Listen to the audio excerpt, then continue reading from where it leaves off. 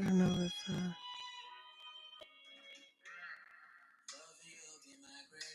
I'm allowed to have music playing on YouTube. I gotta edit my book, 30 minutes on the clock, so we can take ourselves out to dinner. I don't like to hear breath. It is what they call allergy season. I don't really like to claim any kind of allergy to my body out loud or to my mind. So, what they say, battling some allergies. I always hate it when people comment on things like that. I gotta edit my book. I'm fine. I always feel great. I go to the gym. I have my protein yogurt.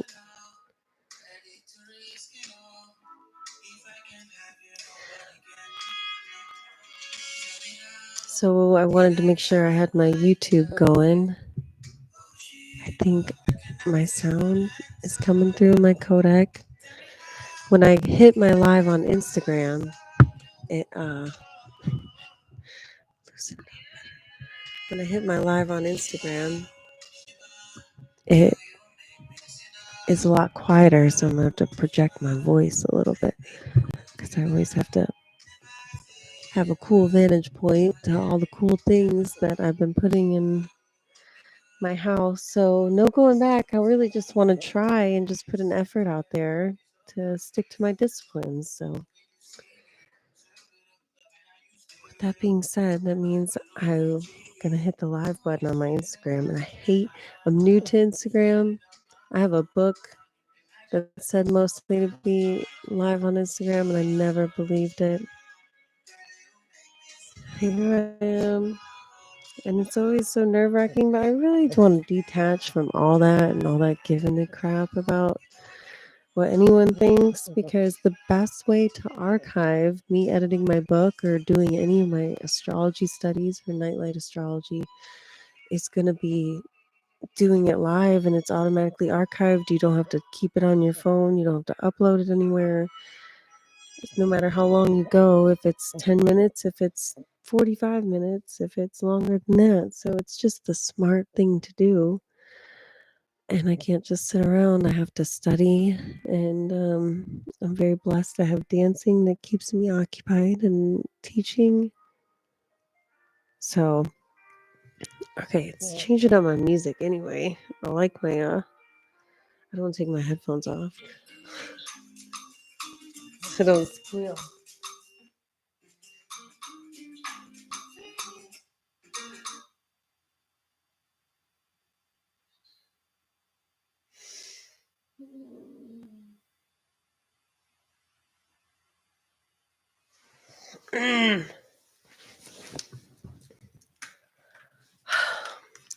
Oh, yeah, I should have put a filter.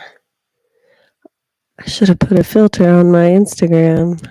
I forgot you can do that. But on YouTube, you can't do that. So it's real, raw, and live. It's all frosty. So my goal is to archive me editing my book, and the process of editing my book, giving it to an editor, making it presentable to give to an editor, and have my book published. So far, everything that I've tried to do, I've told YouTube I got to project when I'm trying to do Instagram from a vantage. Everything I've tried to do has succeeded. Everything that I've tried has worked. So I would be doing myself a disfavor if I didn't try, braces and all, whatever, try to speak, try to write the book. And I always said I'd do it this way, and it's the easiest way to archive it. You don't have to download it. It's already there. It's available as from a YouTube live and an Instagram reel, which I never thought I'd be doing, but here I am. I used to get so upset when people would scroll on Instagram, and here I am. I got books say most likely to be on Instagram. My goals are editing my book for 30 minutes. I know putting that into practice just as much as I'm in the gym. I call it my mind gym. My book for 30 minutes, my astrology, biblical philosophy studies for 30 minutes. Those are the archetypes, the stories, the movies that I love so much that I literally decorated my house as all movies and music, because that's what speaks to me and keeps me going, is the archetypes in these movies and in the stories. So they're worth telling, right?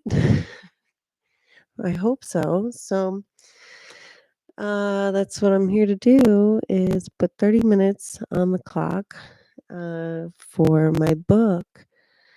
Last time we got through the prelude leading up to what I called the application of integrity back then, just trying to do everything you were supposed to do if you had faith and spirit and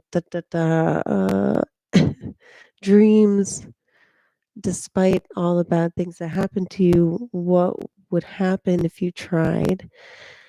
Along the way, it was true that everything I studied was coming true in the stars in the sky and playing out in real life. And that's what my book was about. And it gave me signs, what I call looking for signs now, Frost First General Motors, and how I got through to where I am now, my dream of owning a house, not just on a house, but the water and being on the water, closing on my house in the Pisces full moon, which my friends, say don't elaborate, don't ask her about it. So it's going to be a select few people maybe that can listen to such things. But moving on to this next chapter, and we'll see through the last 3 years. This is me going back to the beginning of this book that started 3 years ago, coming up to Detroit and protesting with signs by myself, trying to make sense out of my life, to taking my own dance lessons and moving up here to becoming a teacher and having a house, a truck, and braces and everything else. So everything that I wanted, I was able to make happen with my attitude and all, and getting mad at lawyers and calling them what they were, snakes and everything, getting dropped from my lawyers, getting dropped from disability after fighting for it for 3 years, and after 1 year getting back to work full time. And don't cap your income, so that's what this is about too in my book. This chapter the first chapter I call a mad journey. And this is in the process of moving up to Detroit, protesting, and being a crazy woman. So I'm so curious now, 3 years later, how this is going to go and make me feel. I did want to do like in blue ink or something, like my responses or something, like later on coming back to the book, how I would feel about it. One of those being anxious attachment that we're learning about in our disciplines. I really want to read God Man, the Word Made Flesh, so y'all see how I'm not crazy, but we're going to look at the signs here. Chapter 1, A Mad Journey. We're going back and editing the book. Beginning. I would come to study later my birth chart in astrology and how the Bible represents these personal astrological themes with great reason and purpose. This is 3 years ago. Of course, I'm still that same nut. So I am a mad woman with good reason, as I think I see everything in the stars, that is, the accident, alignment, bigger than myself, no matter how much free will I'm given. The hardest thing to do is to zoom out and look at things from a greater perspective. There is no better view than from the stars. I'm just saying. This is the beginning of the book. Astrotheological themes. That's why we're going to have an editor in here to make sure I spell things correctly. Where is this book going to go? It is not my trials and tribulation I wish to share, as much as what it takes to proceed life, taking as it comes, with all its chaos and beauty we signed up for. Another reason I am the mad medicine woman, a mad woman, or both, I find is baffling now. Looking back on being in the hospital for 2 months, which seemed like forever then, I was so kind to everyone, and I spoke about all the beautiful things that I learned in my Cherokee teachings, and I do remember that. And from philosophy, let's say my philosophy classes, um, in combination with, I don't know, my movies, my broadcasting, my sports, there was everything that I learned. So beautiful things. The beautiful things that I learned, I just feel like that's not a complete sentence. The beautiful things that I learned, the beautiful things, and I spoke about the beautiful things that I learned uh, throughout my college career, maybe throughout my, maybe I'll say, my college career with my children, because they certainly had a big role to play in that. I would later experience what they call depression, PTSD, anxiety, dispersonalization disorder. The greatest summary of trauma I can relate and relay is we experience life through lenses and perspective that life isn't real anymore. When I heard that, that just, I remember being out of the hospital with my sister and using cannabis for the first time in months, thinking that I was like an avatar, that life wasn't real anymore, and that I would be a person that people worried about for the rest of my life. And that I looked at myself from this crazy vantage point, that I never wanted to be that woman that people felt sorry for. And after, like, that wasn't like, when you're a child, you never wanted that for yourself, which is in Blue Ink. It's not in Blue Ink. That's what you really feel. But I do remember that. I will later call that the greatest summary of my trauma. Life isn't real anymore. Um, that was good. I don't know how to put that in the book, but that's why I guess this is archived. And let's make sure the YouTube is running correctly. Yeah. YouTube is streaming, so that's good. But it'll be archived. And that's what I wanted, is that you can go back and see what it takes to freaking write this dang book, and back then, and what all those feelings really were, what all this really came from. So I would later experience this. Life isn't real anymore, but it is only knowledge that keeps me going. It is only knowledge that I ever wished to share. All the knowledge in the universe, though, might not take away this present pain. It is my faithful act in truth that preserving by pursuing the right handed path will heal this pain. The right handed path. We, we would say the straight and narrow, but the right hand? Maybe that's the unseen world. Um, Pursuing the right handed path. That pursuing, let's say, I know in Cherokee there was something relevant to that when I was in college. I hope our 30 minutes is getting close. We're about 10 minutes in. So the right hand path is, it's right hand.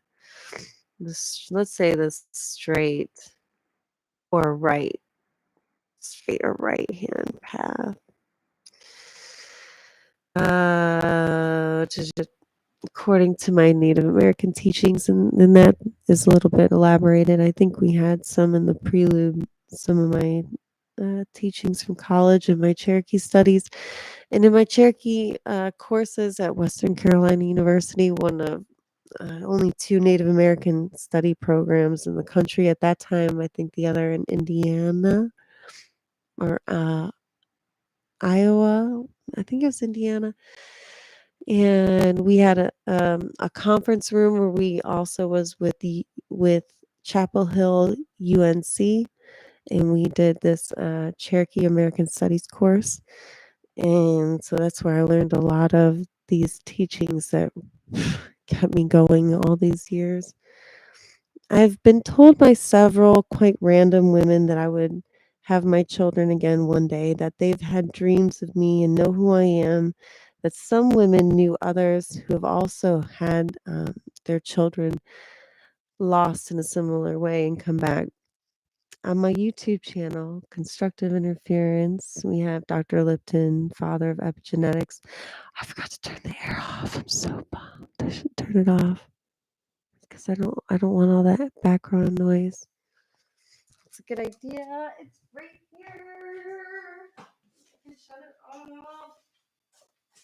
Dang, I told you. You think of everything. I think you think of everything. That if an embryo comes back with the same self-receptors as an embryo before, what signals will it read? The same signal as the first, that we are not our cells, but the cells change based upon the signal. And that is the signal that comes from outside that makes the difference between people.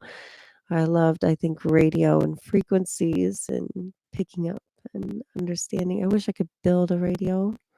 It's one of my goals. I may have to do a chapter on these encounters and signs for my children, from Reiki healings, medium healings with remarkable assurances and affirmations of conscious mind in connection to each other.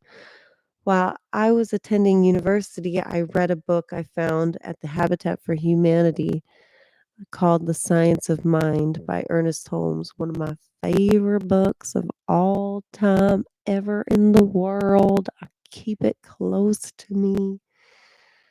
And I remember reading to the children's father, "Look, Gary, we can't die. Look, it's right here. Death isn't real." And I remember saying, "Death isn't real. Death isn't real." Here it says, "Look, Gary, we can't die. Look, it's right here." But I remember saying, "Look, death isn't real."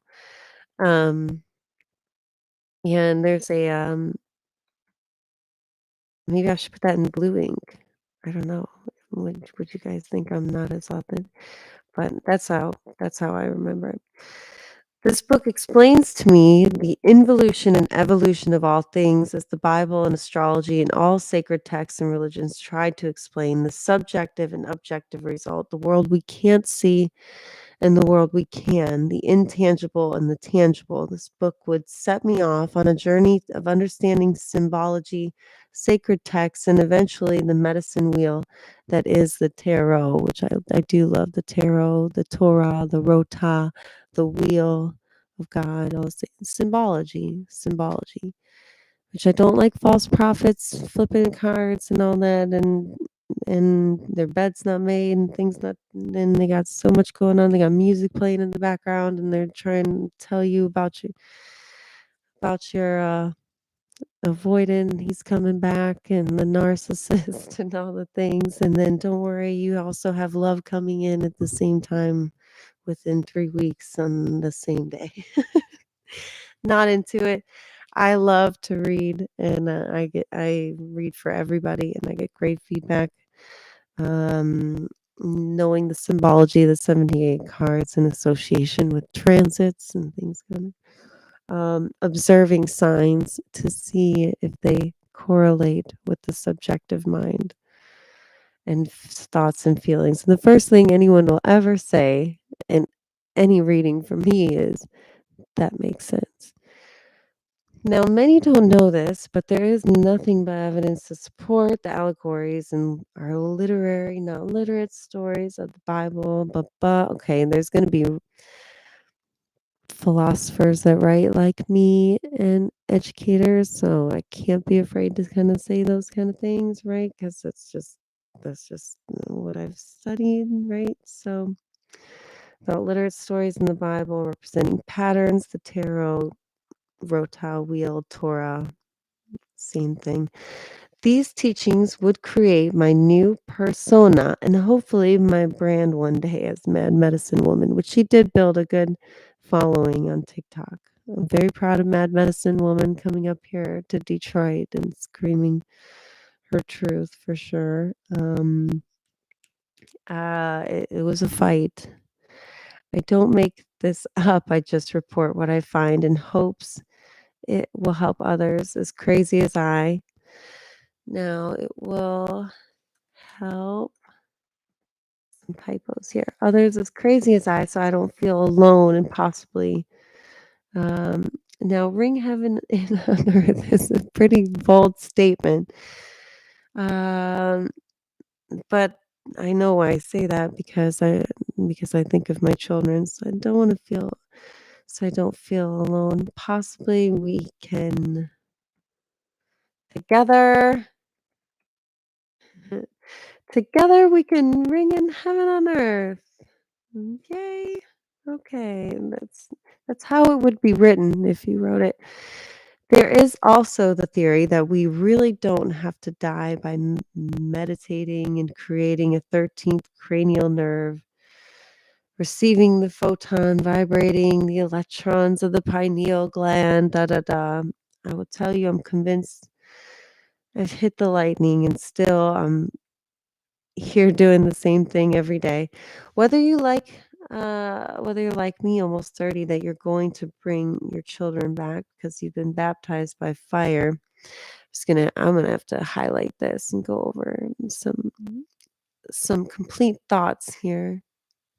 But I'm proud of myself from getting through it. But let's get to the next chapter. When I clear up those thoughts later, I'll know what to go back on. There is a way to connect. Oh man, woman.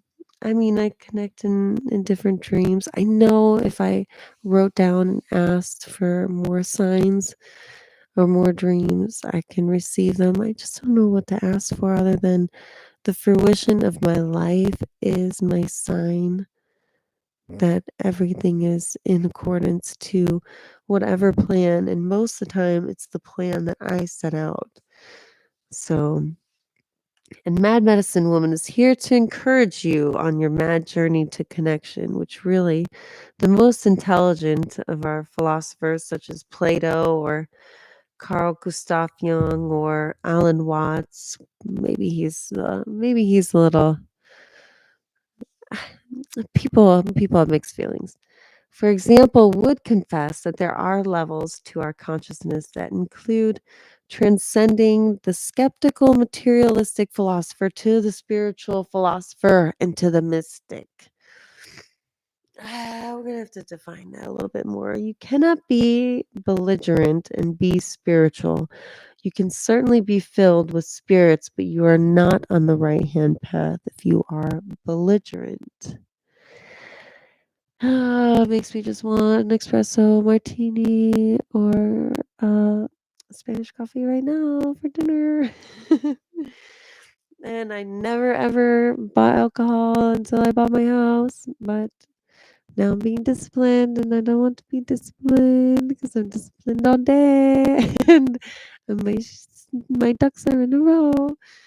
So by that I mean you can have faith in whomever and say, repent, change direction, but still repeat the same destructive behavior just because you're excused yourself for being a worthless sinner.